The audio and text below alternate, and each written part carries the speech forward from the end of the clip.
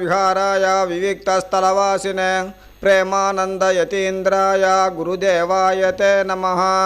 ఓం బ్రహ్మచారి మహర్షి సద్గురు శ్రీ శ్రీ శ్రీ ప్రేమానంద స్వామి తపోవనము ఆశ్రమము సంస్థాపకులు, సనాతన ధర్మ సమాజము వ్యవస్థాపకులు బ్రహ్మచారి మహర్షి సద్గురు శ్రీ శ్రీ శ్రీ ప్రేమానంద స్వామి గురుదేవుల పాదపద్మములకు సాష్టాంగ నమస్కారములు.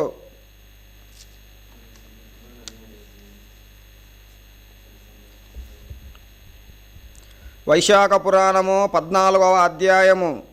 గొడుగు దానము ఫలితము. విద్యాధర మునిపుంగవ, వైశాఖ మాస మాహాత్మ్యము చెప్పి మమ్ములను కృతార్థులను చేసితిరి. మేమింకను వైశాఖ మాస విశిష్టతను గొడుగు దానమిచ్చుట వలన లభించు పుణ్యఫలితమును మీ నుండి వినగోరుచున్నాము అని విద్యాధరుణ్ణి సుతకీర్తి అర్థించాడు. సుతకీర్తి మహారాజా, నీవు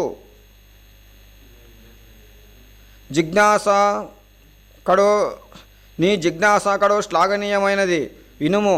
పూర్వము సుకీర్తి అనే రాజు ప్రజానురంజకంగా తన రాజ్యాన్ని పాలిస్తూ విశేష ఖ్యాతి గడించాడు.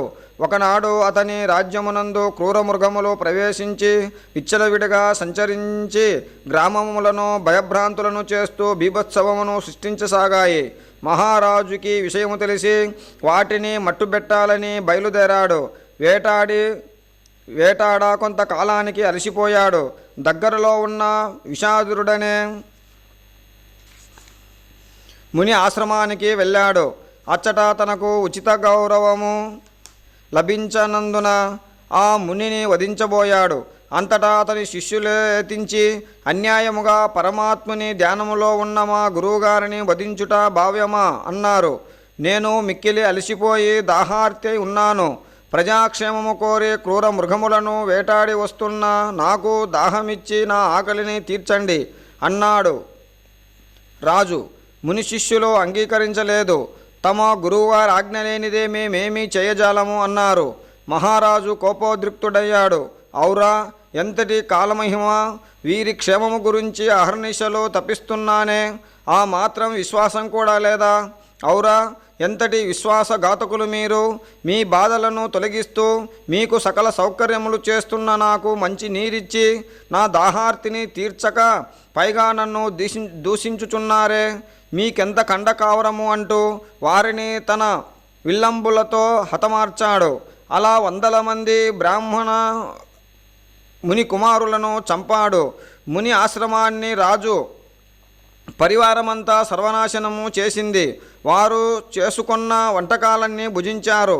బల గర్వముతో ముని ఆశ్రమాన్ని బ్రాహ్మణ కుమారులను సర్వనాశనము చేసిన రాజు తన పరివారంతో ఇంటికి పోయాడు. క్రూర మృగాల బారి నుండి ప్రజలను కాపాడిన కొడుకును చూసి వృద్ధ మహారాజు ఉప్పొంగిపోయాడు. అచ్చటి వింతలు విశేషాలు చెప్పమన్నాడు. సుకీర్తి అంతా విన్నవించుతూ ముని ఆశ్రమ విషయము కూడా విన్నవించాడు. ఇది విన్న వృద్ధ మహారాజు సుకీర్తిపై పట్టరాని కోపమును వహించి, ఓరి దౌర్భాగ్యుడా, బాధలను బాపుటకు వెళ్ళి బ్రహ్మహత్య మహాపాతకాన్ని వెంటబెట్టుకొచ్చావా? ఓరి దుర్మార్గుడా, నీవి రాజ్యపాలన చేయుటకు అర్హుడవు గావు, పో అంటూ సుకీర్తిని రాజ్యము నుండి వెడలగొట్టాడు. దేశ బహిష్కార శిక్ష పొందిన యువరాజు అడవుల వెంటబడి తిరుగుతూ కందమూలాలతోనూ పండ్లతోనూ తన ఆకలిని తీర్చుకుంటూ కాలం గడుపుతున్నాడు.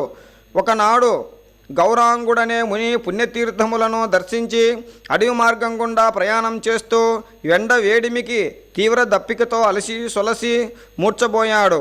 అది వైశాఖ మాసము అగుటచే గ్రీష్మతాపం మిక్కిలి అధికముగా నుండెను. మూర్చబోయిన గౌరాంగుడనే మునిని దేశ బహిష్కార శిక్ష పొందిన యువరాజు చూశాడు. నీడలేక నకనకలాడుతున్న మునికి వెంటనే ఆకులతో గొడుగును చేసి ఆ ముని ముఖముపై ఎండపడకుండా గొడుగును పట్టాడు. తన వద్దనున్న మంచినీటిని ముఖముపై చల్లి నోట్లో పోశాడు. గౌరాంగుడు నెమ్మదిగా తెలివి తెచ్చుకొని కృతజ్ఞతలు చెప్పి తన దారిన ప్రయాణమైపోయాడు. అది వైశాఖ మాసం ఒకట చేతను గొడుగును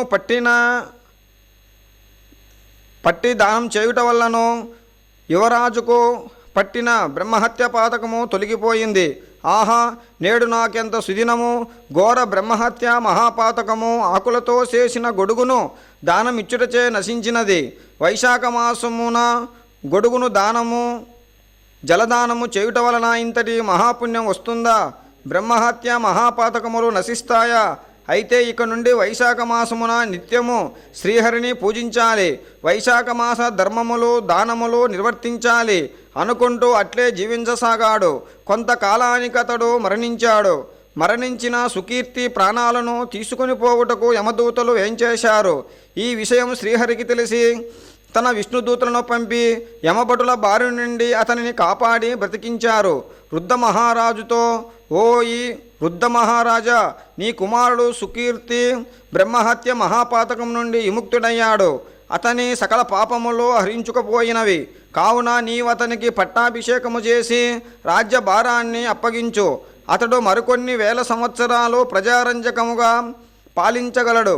నీ వంశ ప్రతిష్టతను దిగనీకృతను చేయగలడు అని కబురు పంపించెను. వృద్ధరాజు కూడా శ్రీహరి ఆజ్ఞ శిరస వహించి తన కుమారుడు ప్రజ్ఞావంతుడైనందుకు సంతసించి అతనికి రాజ్య పట్టాభిషేకము గావించాడు. పిమ్మట వృద్ధ మహారాజు ప్రశాంతంగా జీవించసాగాడు. వైశాఖ పురాణము 14వ అధ్యాయము సమాప్తము.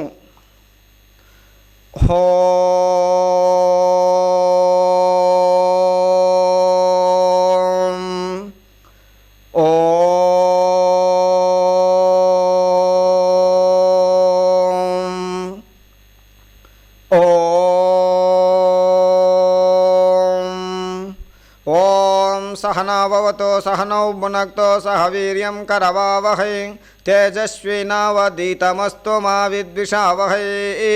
ॐ शान्ति शान्ति शान्तिः।